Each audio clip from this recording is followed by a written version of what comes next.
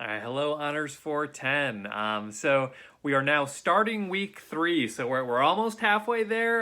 Wednesday will be the official halfway point for the course. Thanks for all the hard work folks are doing. In terms of classwork up to this point, the group-led discussion portion of the class is now done. I thought it went really well. I think it's a nice change of pace to hear voices other than my own, and I think that everyone did a really nice job with that project. The communal writing project, I think, is going along really well. So we're now past the halfway point for those. So I'm sharing the fourth pieces in each sequence lower down in this post. And for most of them, that means there's only 2 left. For track A, there are 3 left. They have a little bit more time, just the way the numbers worked out. But with that, I'm going to encourage our writers to come and our commenters on these posts to be thinking about the end game, so to speak. Where are these things going to wrap up? Don't feel an undue pressure to kind of tie up every single element of these stories, or to come to some big kind of epic conclusion that may or may not be possible based on what we have so far and based on your own ideas about these narratives, but still be thinking about angling us towards a conclusion. So again, for tracks B and C, it's going to be the second to last entry that's coming up due Wednesday, and then on Friday we're going to be wrapping those up, and then we're just a day later than that for track A. So especially for those who are going in the very last spot, be thinking of finding some sort of resolution for this. And again, it doesn't need to mean that you type every single loose end. As we've seen even in this class and the readings we're doing for it, not every story we read comes to a fully satisfying conclusion, at least in the sense that it ties up every single plot point, every single character, so on and so forth. Make a good faith effort in kind of tying things up, and this is where the second to last entries come in. That you can certainly have a hand in that as well, in setting up the last writer for success in resolving some of the confusion that we have in a couple of these stories. I think part of what worked really well for these part 4s for a number of the pieces is that it pushed us forward in more tangible ways and kind of resolving some of what's going on and giving us the tools to be able to to kind of carry forward with plot in our next couple submissions. But in any event, I'm just speaking kind of abstractly about this for now. But keep an eye on opportunities to start wrapping things up.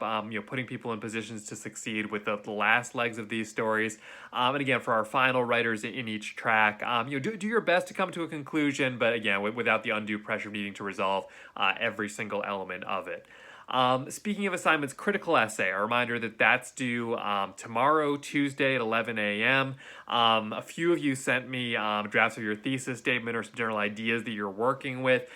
Those folks seem to be in really good shape. I hope my notes were helpful to you in response to that. As far as I know, at least as of this moment, I am caught up on responding to people's questions about the critical essay. So if you think that I missed your question or you didn't see a response, double check your messages, then feel free to follow up with me on the off chance something did slip off my radar.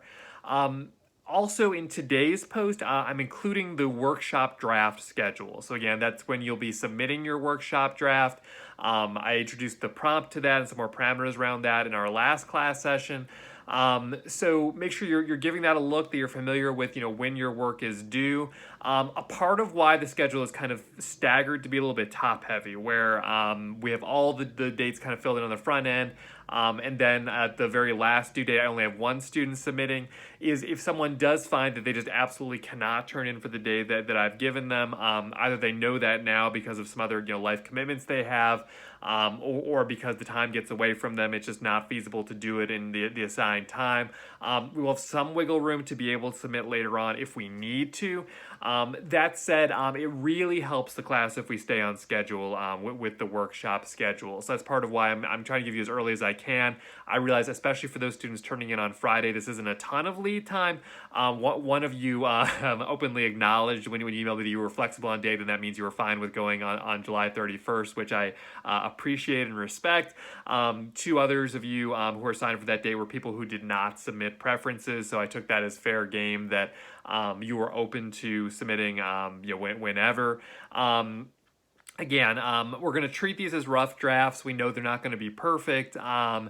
Do your best to turn a story in that time. And again, remember the upside if you have an early due date, which is that you're going to have the maximum amount of time to revise your work for that more heavily weighted revised draft that's due at the very end of the class. So I'm looking forward to seeing those. I don't do a lot in terms of reading full drafts for students, giving them feedback on this assignment, just because the very nature of it is that you're submitting a rough draft. So it's to be expected. It's not going to be perfect, so on and so forth. But if you did want to run specific pieces by me or had questions related to formatting or again just a specific element that you're not sure whether or not that might be appropriate for class consumption, feel free to contact me with those questions. The more lead time, the better. The more I can guarantee that I can give you feedback in time for it actually to be useful to you.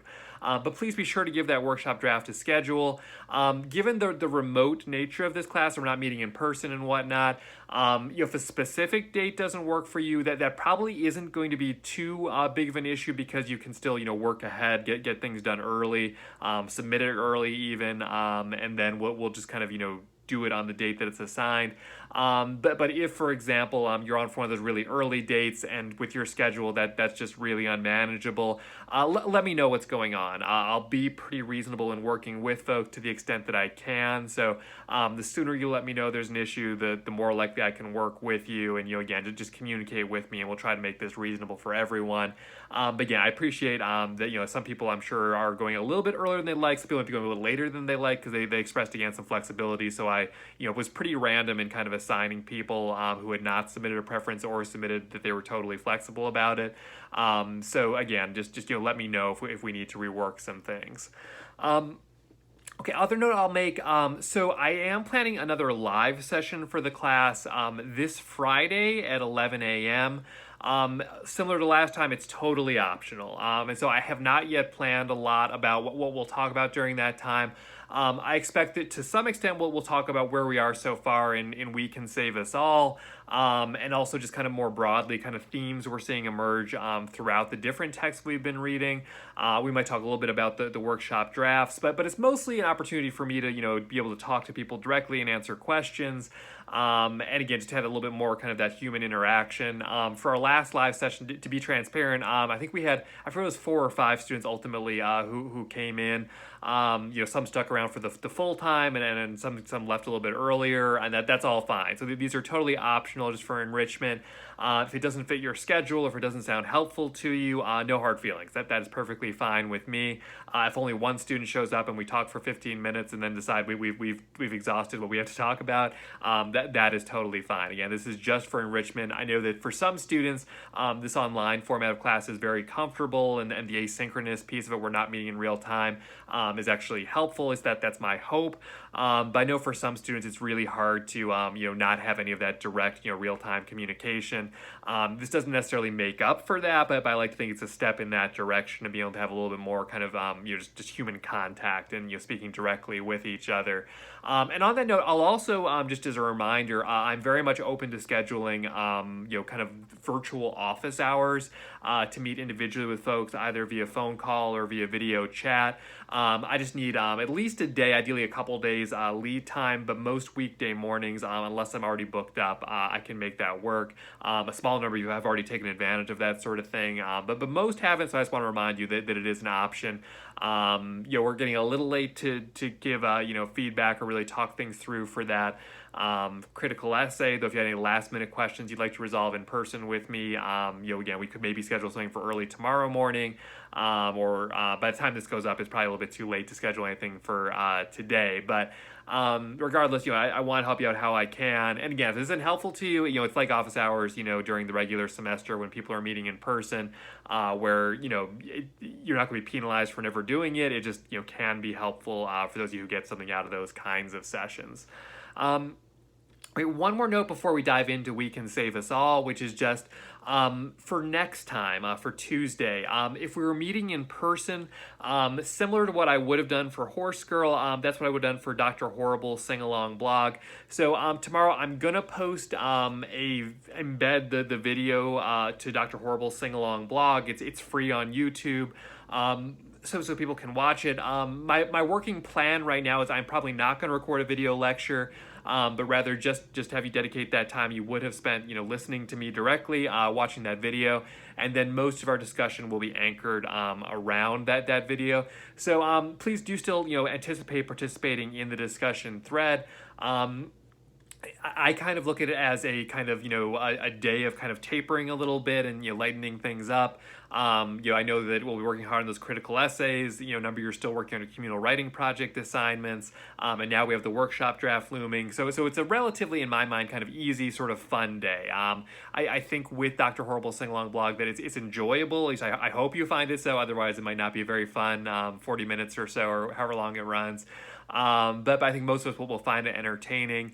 It's a relatively clean production, so I can't say with certainty there's no profanity. I know that there are a couple moments of sexual innuendo, but there's no nudity, there's no gratuitous violence, so it's the kind of thing that if you were to watch it in the same room as, if you have younger siblings or parents or whatnot that you're living with at this point, I don't think you'll be too embarrassed by it, so don't hold me to that, but I know with Horse Girl that would probably be a relatively uncomfortable one for a lot of you to watch with family in the room. Dr. Horrible, a good bit more tame, something that I think could readily air on network television and not raise any eyebrows.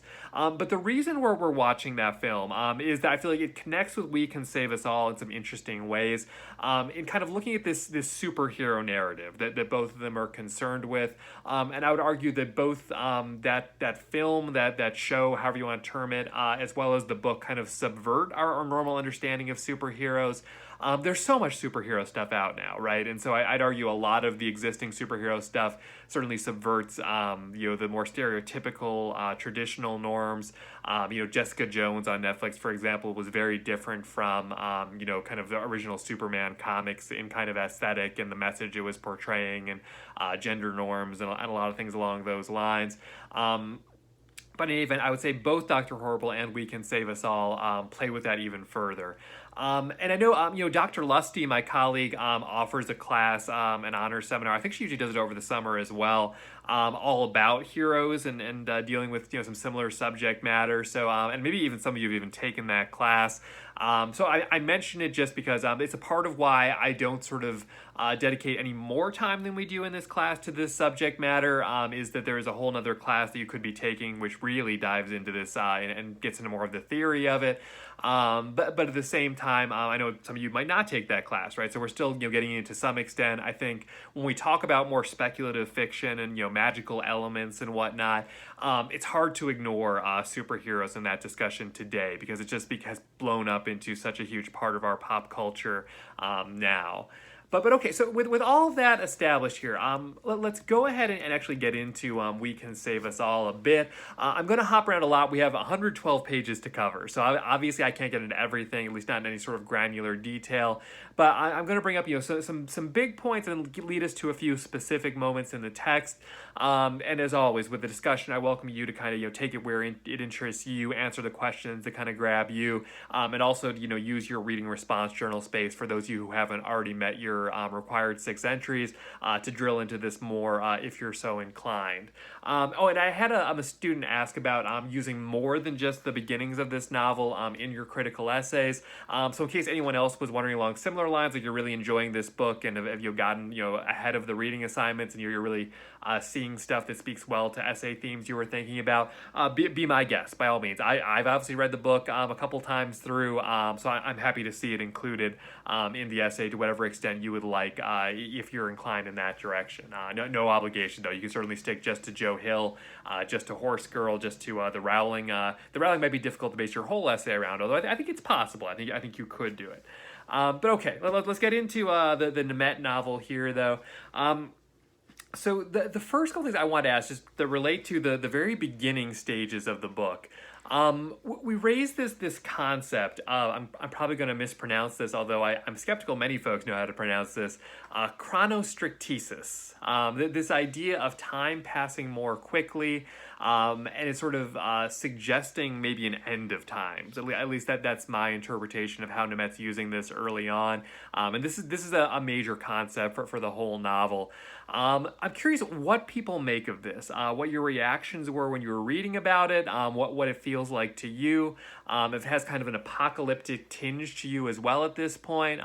Again, interested in your interpretations, what it does to bring up a concept like this early on in the novel. Also, really early on, kind of before we get into the real text here, we raise these 10, what do you call them? The assured futures of the USV. And so this is before the title page even. I could imagine a reader even just kind of, just glossing over this, thinking it's part of the acknowledgments or the front matter or whatnot. But we share the 10 assured futures of the USV, which we learn what the USV is, obviously, in the pages to come. But you will see the clock ticking. You will discover your powers and weaknesses. You are not mild-mannered. You are not a nerd, so on and so forth. I think it's a really interesting choice. Nemet gets into what the USV is and what these assured futures or tenets kind of mean a lot more as the novel goes on. But what the effect is of having these up front, why we think he made that choice, and what kind of sense we make of it. And I'll flash forward for just a quick moment to page 39 to 40. We get another list of a totally different kind of style. This is a grocery list, sorted by character.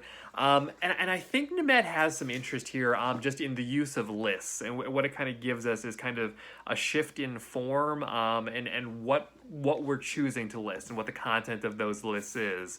And I think in some cases, to be transparent, I think there's an element of humor in there, right? I mean, I think when we first see a list form, we jump to a conclusion of it being kind of hyper-organized, maybe even excessively so. But I think that, again, based on the content, based on the presentation, there are certainly elements of humor here.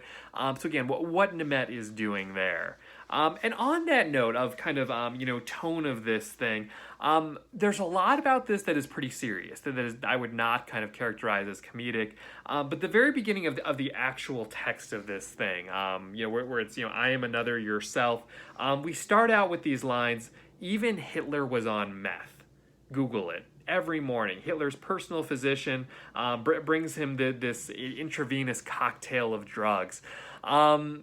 What the effect of that is. So we're invoking Hitler in our very first sentence, but in a sort of casual, again, almost kind of humorous kind of tone. And we say Google it. That's pretty contemporary, right? That couldn't have been written, maybe 15 years ago. That's kind of the first I think someone would casually say something like that. And Google's existed a little longer than that, but before it was a part of the common vernacular. And now if I say Google that. We all know what that means. It doesn't take even a moment to kind of process that. But in this text form, in reference to Hitler, first sentence, even Hitler was on meth. Second sentence, Google it. What that kind of does for this novel and where it kind of sets us up. And I know I tend to do this for all of our texts where we look at the first line or two and kind of take that apart. But I think it's important to think about it, especially as we merge towards doing our own workshop drafts.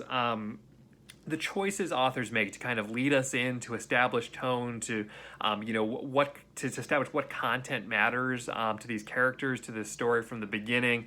I think all of that's worth taking a moment just to kind of reflect on and see again what that's doing. So from there, more broadly, I'm interested in people's assessment of this egg community that I'm going to call Matthias. I'm not sure if it's Matthias. I'll be transparent. I'm not sure of exactly the correct pronunciation there. So I'll say Matthias. What we make of this egg community that he has kind of set up and the introduction that David gets to it, I think that's pretty interesting in and of itself. So jumping ahead here, so we'll go all the way up to page 62. So this is, we're glossing over a lot from your first reading assignment. Again, we dealt with some of the bigger concepts from it, but you can certainly drill more into that in both your reading response journals and our discussion threads. But on 62, I want to look at these first couple paragraphs here. So this is the start of chapter 2, Halloween. Let's see. So it says the black mask had smelled like a baby bottle. a mix of rubber and plastic. It fit perfectly. Wiggling into the massive chest padding, airbrushed looked like muscles poured into spandex. David watched himself slowly transform in the door mirror. There were those black boots, a yellow utility belt with real functional holsters, a vinyl cape, and latex black gloves with gauntlets serrated on the sides. David made a few tight fists, pounded the bat insignia spread across his pecs. When he fit the codpiece in place, he gave a nod at the mirror, saluting his suddenly impressive-looking junk. Look at you, David thought. You are a demon of sexiness. So yes, David was that guy. This is such a to me kind of, it's a funny moment. I hope people see the humor in this. Whether we're laughing with or at David, I think is very much up for debate. But I think it's very telling about his character. And similarly, if we jump a little ahead on page 75, he makes this reference to thinking about this paintball event, this duel that he's set up. As being his public debut. And it's something where maybe others of us have thought about our lives through that kind of lens, but it's definitely a pretty specific perspective of thinking about like, this is my coming out party. This is me introducing myself to the world. If you're a music star and you're having your first concert, or you're a comedian having your first Netflix special, I understand that frame of thought. Being a college student and kind of hosting this event and thinking about it as your public debut, that's a pretty specific point of view that I think tells us something about David. So I'd be interested in reactions to that. If we jump a little past that, pages 77 to 79, I'm not going to belabor the assault that we see kind of depicted here, but I did want to just reference here the way that David kind of sees this, where he sees himself, I would suggest, almost as Batman in this moment, and his opponent as Bane in this moment. And that way of understanding the world, this is a very real situation. This is his first foray into trying to actually do something heroic in the real world, I would suggest. And the fact that he's still understanding in kind of these comic book terms, I think that's just pretty interesting. I think that's pretty telling about his character, for better or for worse, right? And we might not like David very much at this point. I think as a point of view character, he has a likable voice. I think there's a lot of elements of him that maybe we can relate to. But there's also elements where we could say, like, yeah, you got to get real here, man. Like, you got to treat this as a real situation, and not give in to kind of these superhero theatrics. I think that there's different ways of reading this, but I think we could certainly get into that. Okay, and then the last point I want to get into, and this is pages 94 to 98, we get into some of the stigma that Haley faces for basically coming forward, for kind of telling her story after she's assaulted. And I'm really interested in reactions to this. This novel, when it came out, let's see, I want to say, let me check myself before I give you an exact date. So yeah, 2018 this came out. Having read interviews with the author, knowing a little bit more about him, I can say that this was drafted long before that. He certainly has revised and reworked elements of it. It's interesting to me because we're in the midst of this movement now, or at least we were recently with Me Too and people kind of coming forward about assault and whatnot. And I think that this novel is sort of in the zeitgeist there, right? I think that Nemeth at least wrote this stuff. I'm not sure in terms of publishing versus what's happening in the real world exactly how that timeline plays out, but I think that he was writing about this before this was necessarily as big of a public discussion, which I think is just pretty interesting, and kind of what we make of what happens to Haley here. If we believe kind of the way that people react to her, the way she interacts with people from here, I think all of that's pretty interesting. Again, it's kind of something to put in conversation with our real life present moment. Okay, so there's so much more to unpack here. So I'm going to leave it there in terms of my comments for the moment. But in the discussion thread, I welcome you to kind of engage with any of the questions I've raised or moments I've drawn your attention to. And anything else we can save us all that kind of, got you thinking, things you were maybe journaling about that you want to just raise as questions to the class, or, bring up specific moments. I don't know that everyone's going to love this novel, just I don't know that everyone loved the novellas by Joe Hill. I think at least Nemet's style and some of the content he's dealing with is different from what Hill was grappling with, so I'm hopeful that if some folks, didn't connect as much with Hill, that maybe Nemet is a little bit more for them. And maybe you like both of them. I hope that's the case, so we'll see. But thanks for watching, and I'll check in with y'all tomorrow.